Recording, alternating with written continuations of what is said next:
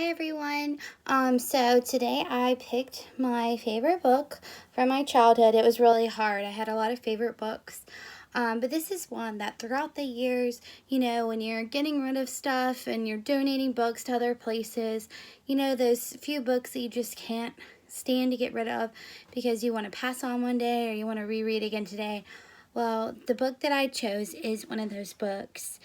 This book was given to me by the Tooth Fairy for losing my first tooth, and I just really connected to it, and I could read at the time, and my mom said I just read it to myself over and over again every night, so it's just always had a special place in my heart and in my childhood, and it's not a very popular book. I don't think I've ever seen it outside of my room. Like, I don't think I've ever seen any of my friends ever have it or seen it in a bookstore. So I really wanted to read it to you all so that you could now have the experience of this book. It's called Tumble Tower, and it is by Anne Tyler. And as you can see in the front, it has an inscription for my first tooth from the Tooth Fairy.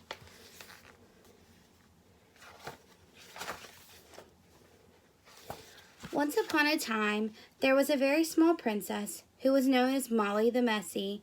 She was the oldest daughter of the King Clement the Clean and Queen Nellie the Neat. She had one little brother, Prince Thomas the Tidy.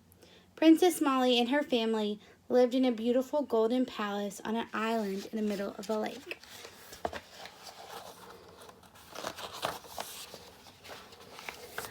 Downstairs, the ballroom floor was polished as bright as a brand new shoe, and the dining room chandelier glittered like rock candy.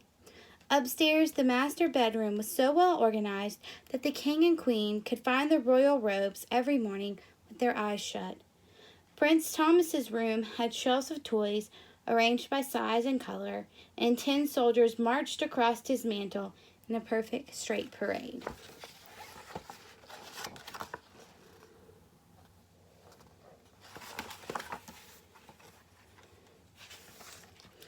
But the tower belonged to Molly, and the tower was a disaster. When Molly took off her clothes every night, she tossed them into the floor. Some of her clothes had lain there so long she'd outgrown them.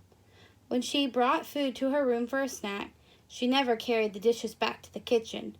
A seed from an old orange had sprouted into a tree beside her window.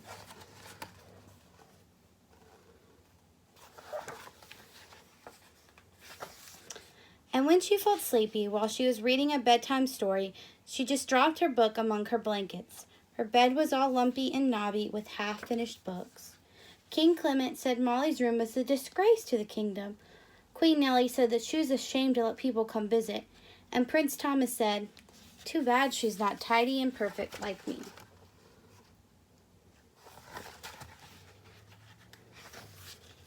But Molly said, "It's my own private room, and I like it just the way it is." She liked stirring her bare feet through soft clothes on a dark winter morning. She liked finding a forgotten candy bar under a chair cushion when she was hungry. She liked turning over in bed at night and knocking against her favorite book beneath the sheets.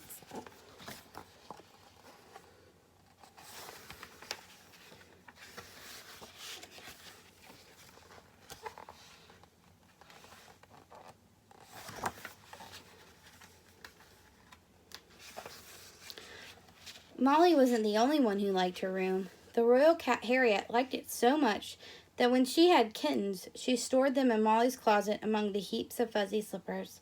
And Molly's best friend, Princess Lila, liked it so much that every Saturday she begged to spend the night. She called Molly's room the room full of riches.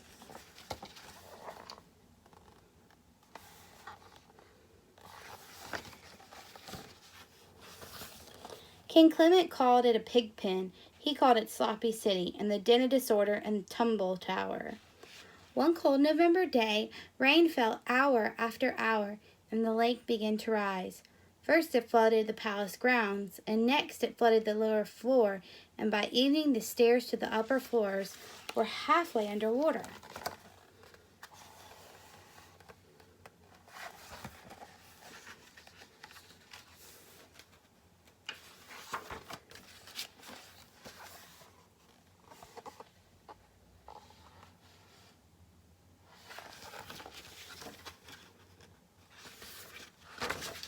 The king and queen awoke in the middle of the night and discovered that the lake was lapping at the edge of their quilt. "Help!" they heard Prince Thomas cry.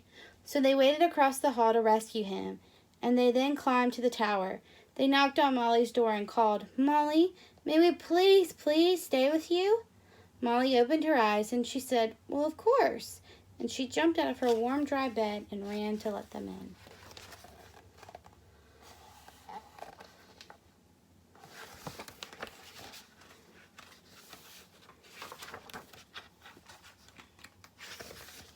Prince Thomas was soaking wet, so she helped him into some outgrown pajamas that were lying beneath her toy chest. King Clement was hungry, so she served him half a sandwich left over from her afternoon snack. And Queen Nellie was thirsty, so Molly picked several oranges from the orange tree by her window and squeezed the juice into last week's cocoa mug.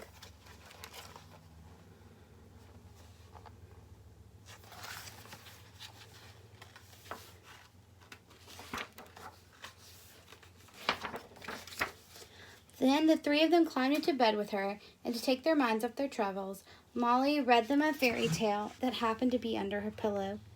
When they got sleepy, she tucked them in tight, and Harriet and all 6 of her kittens nestled into the blankets around them to keep them snug. In the morning, they awoke to find that the sun was shining and the flood was already shrinking. They breakfasted on donuts from Molly's sweater drawer, and by lunchtime, they were able to go back downstairs.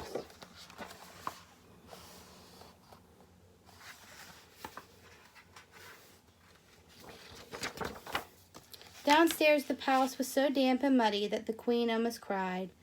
But the four of them pitched in to clean up, and by the evening, the rooms were neat again.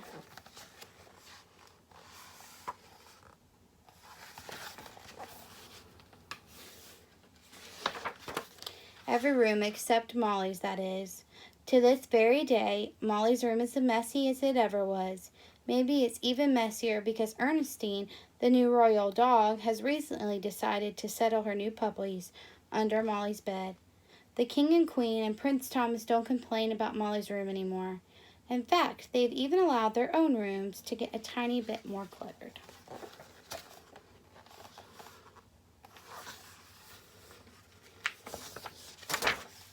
This makes Molly feel right at home whenever she drops by to kiss them goodnight. The end. I really hope you all enjoyed that book. It's really one of my favorites. One of the first people I ever remember inspiring me to read was my pre-K teacher, Miss Brand.